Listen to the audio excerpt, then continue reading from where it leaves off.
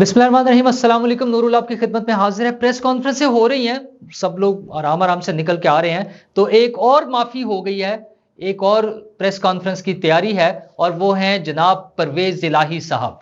जी, परवेज़ इलाही साहब की माफ़ी हो गई है, उनकी प्रेस कॉन्फ्रेंस की तैयारी हो रही है। वो किस टीवी चैनल पर आएंगे, क्या कहेंगे और कब आएंगे, ये बातें तो मैं आपको बताऊंगा। लेकिन उससे पहले आपको बताऊं कि मेजर आदिल राजा, शाहीन सहबाई और उन जैसे कुछ और शहजादे जो बने हुए ना अपनी तरफ से, उनकी शामत आ गई है। वक्त उनका करीब आ गया है, कार्रवाइयां शुरू है और बस समझे शुरू हो गई हैं। तो उनके साथ क्या सलूक होने जा रहा है, लेकिन उन सब चीज़ों से पहले जो कल सुबह से बात चल रही है, मैंने कल सुबह जो वीलॉग में जिक्र किया था, फिर आपने कल रात वो इंटरव्यू सुन भी लिया है शेख रशीद साहब का। कंपैरेटिवली उनसे पहले भी जो दो हुए ना, उनके मुकाबले में थोड़ा सा ज़रा नरम सा बेहतर सा वो इंटरव्यू आया। असद तूर साहब ने बहुत उड़ाई, उड़ाई का मतलब है छोड़ी बातें की उन्होंने कहा जी वो तो बहुत कुट पड़ी है, थप्पड़ पड़ रहे थे, गिरेबान फटा हुआ था, पीछे जो बंदा खड़ा हुआ था इंटरव्यू के दौरान उसने ऐसे गर्दन से पकड़ा हुआ था, कॉलर से पकड़ा हुआ था। क्या बातें हैं यार, पता नहीं क्यों लोग इस तरह से। असद तूर साहब बड़े सीनियर आदमी है, बहादुर आदमी है, बड़ी बातें जो बहुत से लोग नहीं कहते वो कह जाते हैं, लेकिन बड़ा अजीब सा लगा उन्होंने ऐसी ऐसी बातें कर दी। फिर क्या कौन मौजूद था, मतलब वो समा में हैं चौधरी अकरम साहब, वो लाहौर में मौजूद थे, हमारी भी जो अंदाज़ा था हमें उसका चीज़ों का, लेकिन उन्होंने जिस तरह से उनको उसमें शामिल किया, खैर बहरहाल उन्होंने और भी चूँकि बहुत सी बातें ऐसी की हैं जिनकी कोई बेस समझ नहीं आती, तो उसमें ऐसी बातें भी ऐसी फिर बहुत सारी बातें निकल जाएंगी। लेकिन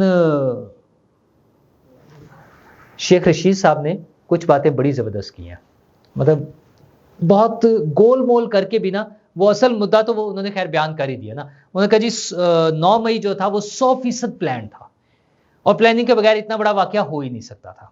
अच्छा, और फिर उन्होंने डाल दिया कुछ लोगों पर कि जी वो कौन लोग थे, वो लोग थे शीरी मजारी, शहबाज गिल, हमाद अजहर और जुल्फी बुखारी। ये इस किस्म के लोग थे जो शायद कॉन्फ्लिक्ट की और ये तसादुम की सियासत करना चाह रहे थे। उनका इदारे हमारे अपने, उनसे लड़ाई हो ही नहीं सकती। सियासतदान को तो चाहिए कि फौज का नाम ही ना ले, किसी फौजी का नाम ही नहीं लेना चाहिए सियासतदान को। और जब भी लड़ाई होगी सियासतदानों की इदारों के साथ तो इदारे जीत जाएंगे। और मैं तो यानी शेख साहब ने कहा कि मैं शेख रशीद, मैं तो हूँ ही गेट नंबर 4 का आदमी। और बाजवा साहब और इनके साथ तो अपने ताल्लुकात बताते ही रहते थे।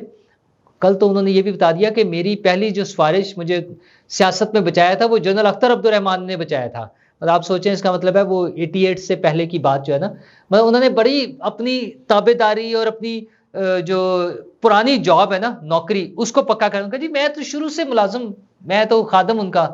अच्छा, और मेरे तो सिर्फ ट्वीट्स निकले हैं। शेख साहब आपका जो तरीका था, शेख साहब फरमाते थे बाहर निकलो, आग लगा दो, जला दो। पता नहीं किस किस दुनिया में रहते थे, किन ख्वाबों में रहते थे। असल में ये वो लोग थे जिन्हें कुछ लोगों ने ये आसरा दिलवाया हुआ था कि सारा कुछ हमारे कंट्रोल में है और इमरान खान साहब बस ऐसी जा रहे हैं, आ जाएंगे, सारी प्लानिंग है, फला फला बड़े बड़े अफसरों के नाम लेके ना कि वो आपके साथ हैं, वो यूं होगा, नीचे से फला आएगा, वो यूं कू हो जाएगा, ये सारा कुछ। अच्छा, इस पर भी उन्होंने किया, उनका जी 9 मई तो गलत था ही, आर्मी चीफ की तकर्रुरी की मुखालफत करना वो भी गलत था। जाहिर है शेख साहब समझदार आदमी है और इस हवाले से तो बहुत ही समझदार है, लेकिन उस वक्त कहते ना बंदे की मत मारी जाती है। और हालांकि वो बता रहे थे उसमें, उन्होंने कहा जी जब MQM अलग हुई ना, वो चल रहा था सारा, अदम एतमाद आनी थी, तो MQM के जाने पर मुझे समझ आ गई थी कि अब गेम हमारे हाथ से निकल गया। अच्छा, ये वो इतनी ऑब्वियस सी चीज़ है जो हर शख्स को, शेख साहब तो पुराने पॉलिटिशियन है ना, हम जैसे जो पॉलिटिक्स के स्टूडेंट्स जिन्हें बज़ाहिर नजर आने वाली चीज़ों से देखकर उनसे अपना तज्जिया करना, हमें भी नजर आ रहा था। जब MQM ने हाथ खड़े किए, MQM ने अलहदगी का ऐलान किया PTI से, तो बड़ा क्लियर कट समझ आ गई थी कि बात कहाँ जा रही है। इमरान खान साहब मानने को तैयार नहीं थे, सिर्फ इस वजह से कि वो कुछ लोग, वो एक जो नेटवर्क था जो उन्हें सपोर्ट कर रहा था और फिर बड़े बड़े लोगों के नाम जो इस्तेमाल हो रहे थे, उन चीज़ों ने उन्हें मरवा दिया। अच्छा, अब वो कह रहे हैं कि मैं आम माफ़ी की कोशिश करूंगा, जितने लोग पकड़े गए हैं। अच्छा, और क्या कि जिन्होंने जुर्म किया है और जिन्होंने नहीं किया, दोनों के लिए। तो एक पहली बात तो ये मान रहे हैं कि जुर्म किया है। अच्छा, उसमें भी उन्होंने कहा 9 मई हमारी गलती थी, फिर वो हमारी पे आके ज़रा थोड़ा सा हो जाता था कि किन की गलती थी। बहरहाल शेख साहब तो आ गए हैं, शेख साहब ने बड़ी खुल के बातें भी कर ली हैं और लगता है कि शेख साहब की बचत हो गई है, काफ़ी हद तक ना बचत हो गई, और आइंदा के लिए तो खैर उनके लिए मामला आसान हो ही गए हैं। लेकिन एक और शख्सियत जो है वो इसी तरह से फंसे हुए हैं, वो है परवेज़ इलाही साहब। परवेज़ इलाही साहब की मुश्किलात ख़त्म होने का नाम ही नहीं ले रही थी। शेख साहब तो यूं गए और यूं आ गए ना, चंद दिन में ही बस। परवेज़ इलाही साहब ने लंबा अरसा गुजार लिया है, औखे पैंडे लमिया रामा इश्क दियाँ।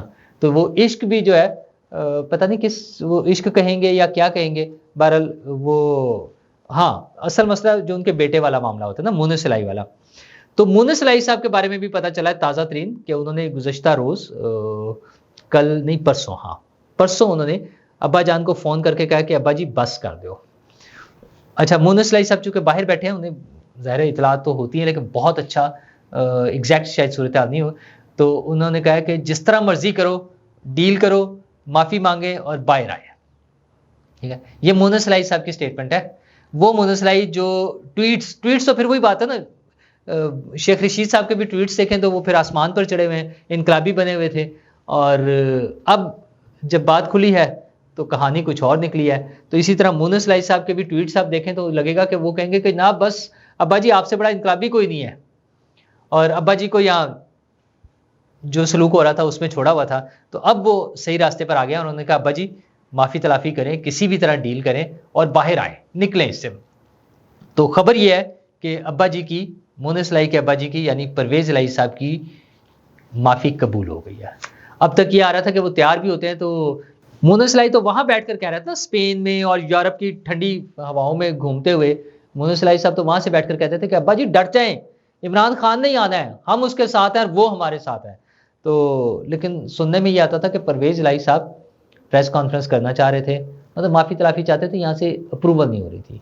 तो अब उनकी माफ़ी की अप्रूवल हो गई है, और मोस्ट प्रॉब्ली 28 तारीख तक के करीब आ रहा है कि उनकी प्रेस कॉन्फ्रेंस ऑन एयर हो जाएगी।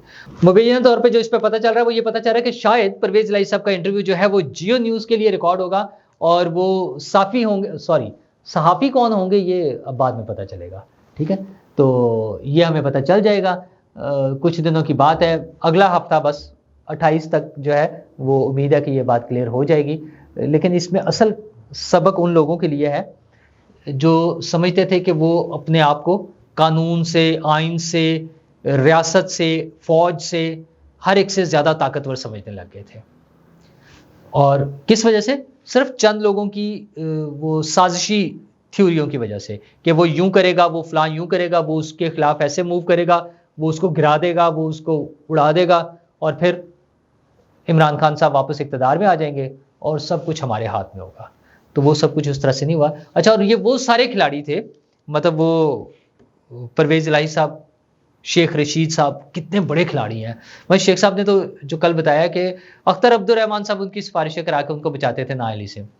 अच्छा, और दूसरा कमाल ये कि अख्तर अब्दुल रहमान साहब भी खामोश मुजाहिद, पता ना अफगानिस्तान के हवाले से जो फिर किताब भी लिखी गई, खैर वो अलग कहानी है कि किसने लिखी और कैसे लिखवाई, लेकिन यह कि उस वक्त के जो साहब थे वो भी यही काम कर रहे थे किसी को नाअहली करवा रहे थे और किसी को नाअहली से बचा रहे थे। पर खैर चले, जो भी चल रहा था, लेकिन मसला यह है कि लोगों को सोचना चाहिए कि जिन लोगों की उंगली पकड़ कर आते हैं, जिनके कंधों पर बैठ कर आते हैं, फिर उनकी बात माननी चाहिए।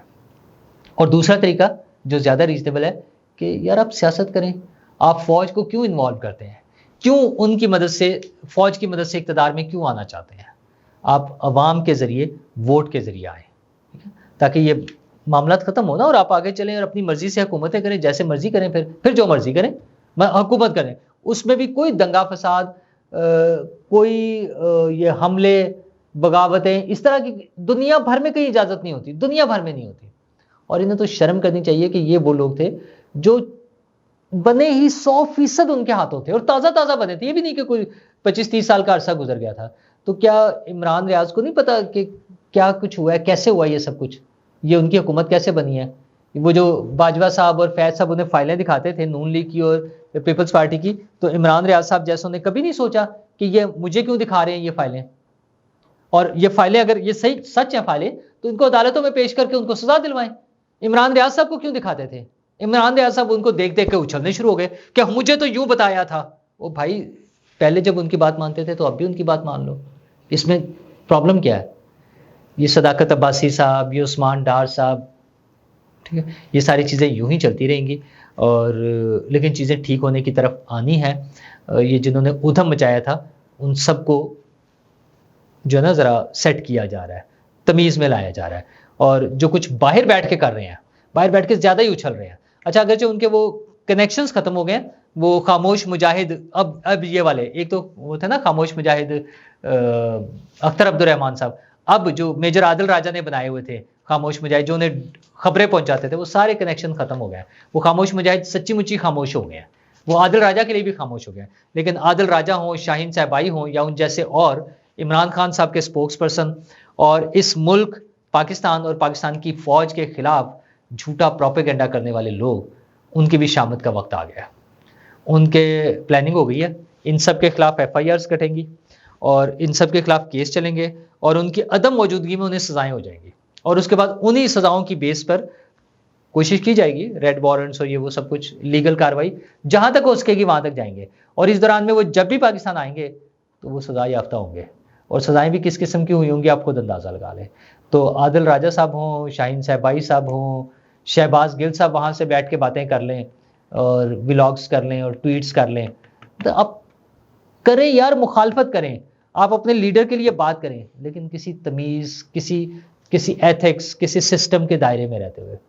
आप जिस किस्म की तस्वीरें बना के लगाए जा रहे हैं, नवाज शरीफ से आपको इख्तलाफ है, करें इख्तलाफ। नवाज शरीफ से किसको, कोई भी, नवाज शरीफ नहीं, आप किसी से भी इख्तलाफ करें, लेकिन किसी वजह से करें, सिर्फ इसलिए कि वो आपको बुरे लगते हैं और उन्होंने आपको दोबारा हुकूमत नहीं दिलवाई, इस वजह से उनको इस तरह से बदनाम करना जो पूरी दुनिया में हमारी बदनामी का बाइस हो, बदनामी और शर्मिंदगी का बाइस हो, ये इट्स नॉट फेयर।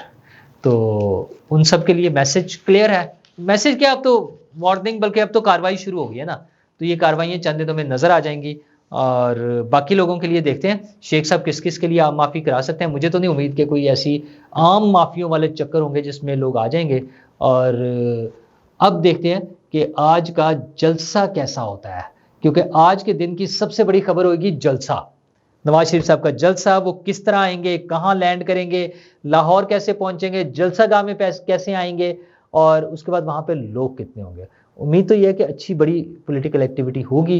अब सारा दिन ये चलेगा, हम देखते हैं, और इसी के साथ आपसे दोबारा मिलकर चीज़ें डिस्कस करते हैं कि मियाँ साहब क्या कर रहे हैं। शुक्रिया।